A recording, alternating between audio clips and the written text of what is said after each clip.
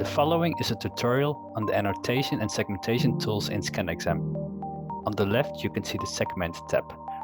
This includes all the tools for annotating and segmenting.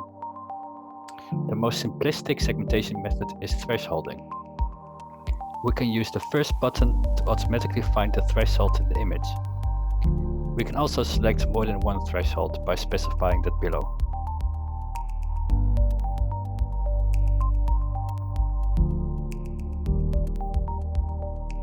At the top, we can select a label, which is also used in most other functions.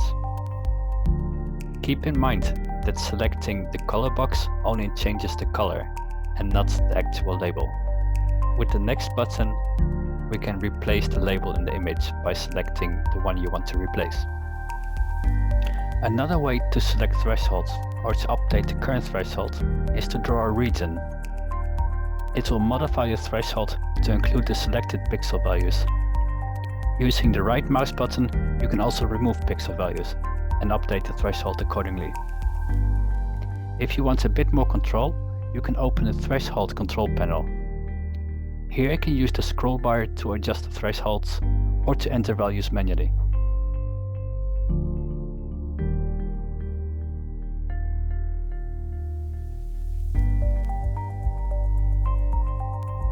You can also have the threshold connect using the last button in the row.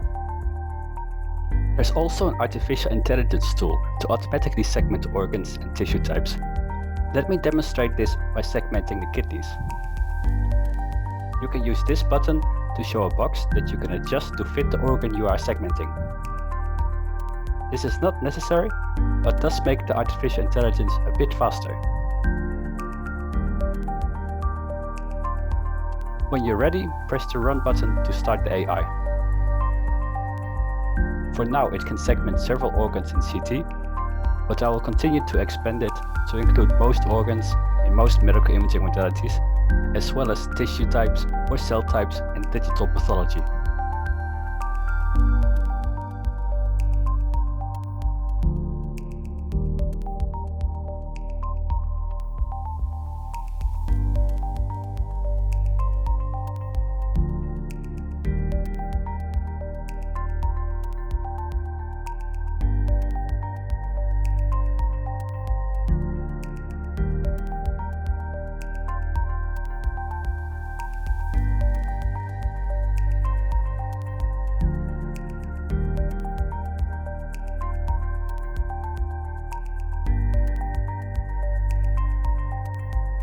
We now have the finished AI-generated segmentation, and we can inspect it by doing a volume rendering of the mask.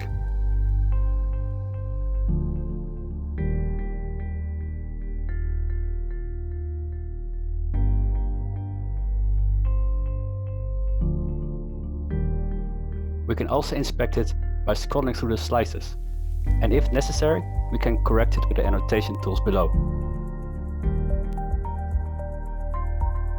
Let's start with the bottom slice.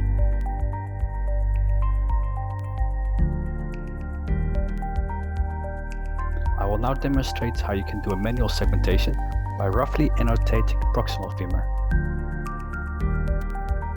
I will choose label 3 for this. One difference with other annotation tools is that the brush size is defined in screen pixels. You can then zoom in and out to cover larger or smaller areas instead of changing the brush size. After drawing the outline of the bone, we can then do a double mouse click to fill in the region. Let's change the opacity a bit to make the mask more clear. I will continue to draw the bone regions in several slices.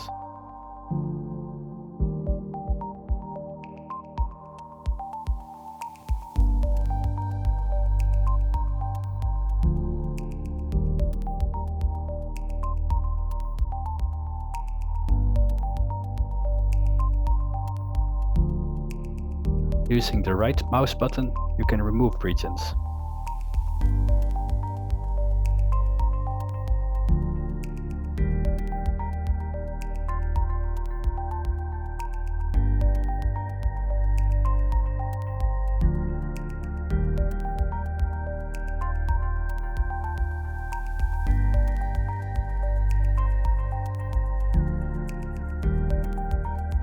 You can also use the delineate tool to draw the contours, which is then converted to a mask when the mouse is released.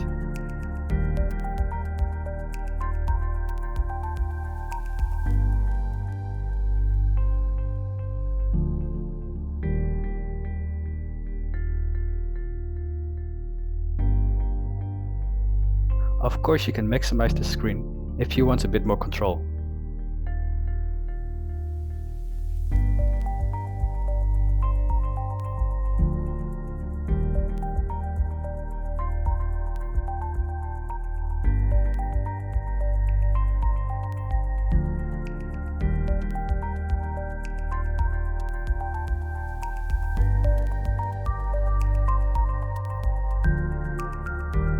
Again, using the right mouse button, you can remove regions.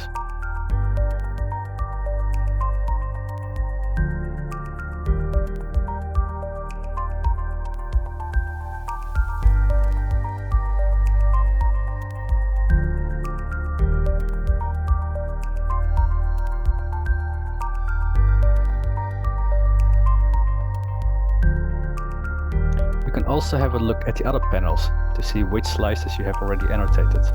With the crosshair, you can then select the next slice you want to annotate. ScanXm also includes an interpolation tool, which generates an interpolated mask based on the already annotated slices. Again, you can do corrections when needed.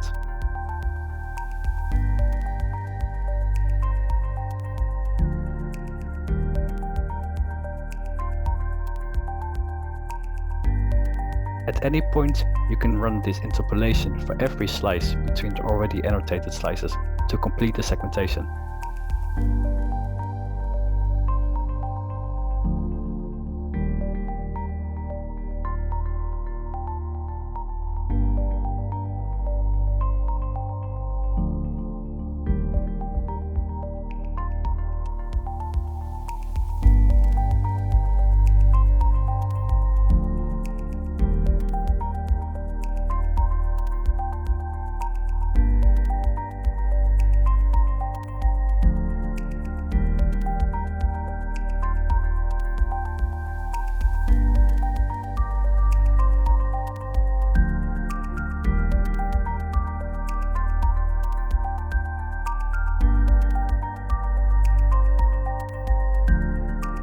The button in the middle is a flood fill tool to change the label.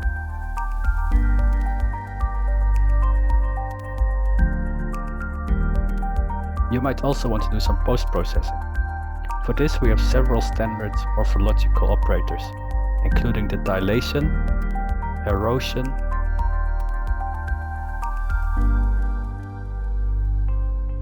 opening, enclosing, and filling holes. Below that, we can keep the largest region, remove small regions, remove large regions, remove small and large regions, and remove regions within the specified minimum maximum size. Below that, we can do a denoising or smoothing of the label. Once we are happy with the segmentation, we can convert this to a surface mesh. For this we have two parameters, a smoothing to remove the stair-step artifacts, and a mesh decimation,